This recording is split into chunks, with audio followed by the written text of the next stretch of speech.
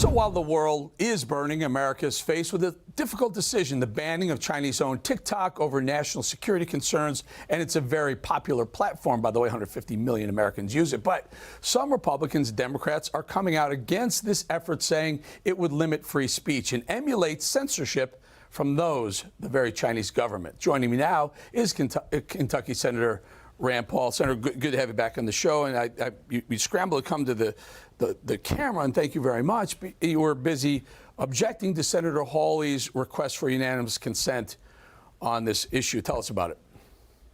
You know, I don't think banning one company is constitutional, particularly if it's a company that broadcasts speech. The First Amendment says that all Americans have the right to go where they choose to entertain themselves or to listen or to watch videos. And so 150 million Americans go to this website. They all have First Amendment rights. People keep emphasizing the company, but the company's interesting in that it's a subsidiary of a Chinese company, but it's actually owned internationally, and the majority of the company is actually owned by Americans. So it's a company where the majority of share is owned by Americans. The majority of the people watching it are Americans. I don't know how you can actually ban that. There's also another constitutional problem. If you ban a specific entity, a person, or a specific company, there's something called a bill of attainder, which the Constitution forbids. And so when legislation particularly singles out one company, I think they're going to have a constitutional issue there.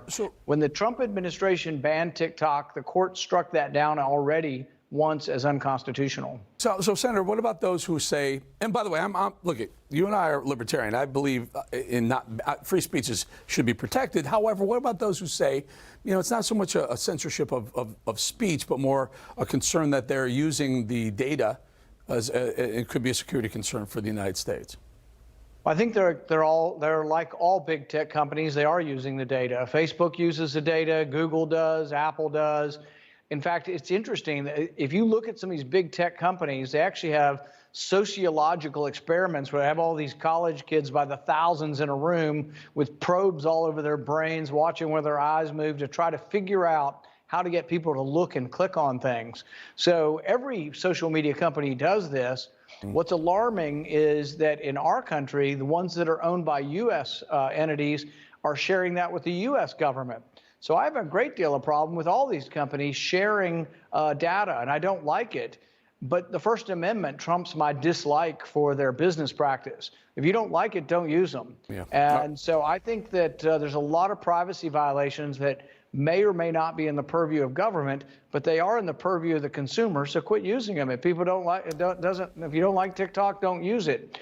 But I don't think you can tell 150 million Americans who are doing it, you're no longer allowed to do it. You are no longer allowed to have your freedom of speech on this website or this social media app. I think that will be declared unconstitutional. Rightly so. I love your stance on getting less government, not more government in our lives. Senator, moving on to this whole IRS thing, and we've warned here, folks, and you have the 80,000 new additional agents and $80 billion for the IRS.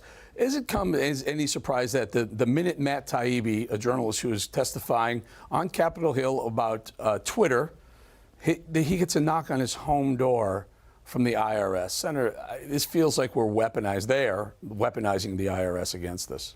Yeah, without question, this concerns me that a reporter comes in to testify about the abuses of, the government working hand in hand with big tech to censor people, and then all of a sudden the IRS is at his door. It reminds me of a conversation I had with someone recently because, you get all of these scams where people are texting you and saying your whatever is expired, your Netflix or something's expired, and they try to get you to click on it to steal your information. And somebody said they talked to somebody at the FBI recently, said, the one thing you always know is true, the federal government never calls you.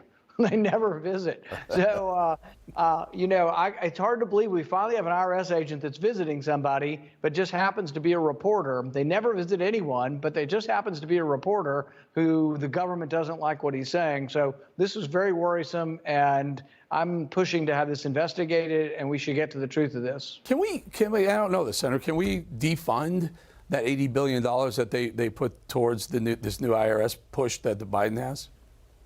If we have the will. Now, we have the majority in the House. The majority in the House would have to pass it and defund it. They can do that. They have the numbers. In the Senate, we don't have a majority. So at first blush, you might say we can't do it.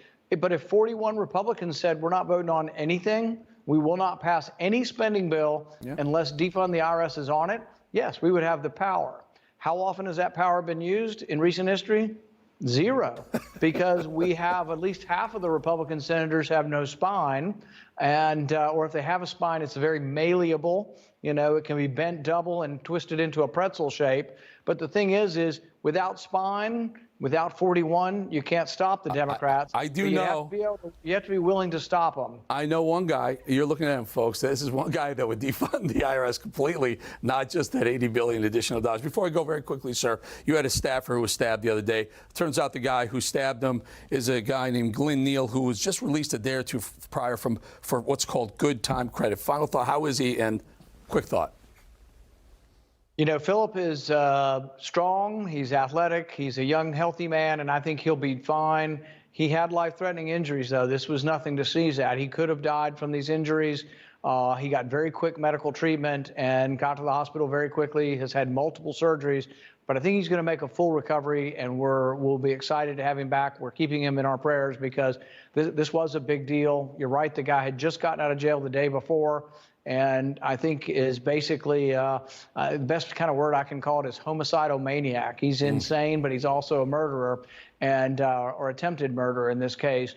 And he needs to be behind bars and separated for the rest of his life from the rest of us. And these prosecutors letting people out who can be violent and will be violent again is just so damn dangerous. Senator Rand Paul, thank you so much for your time.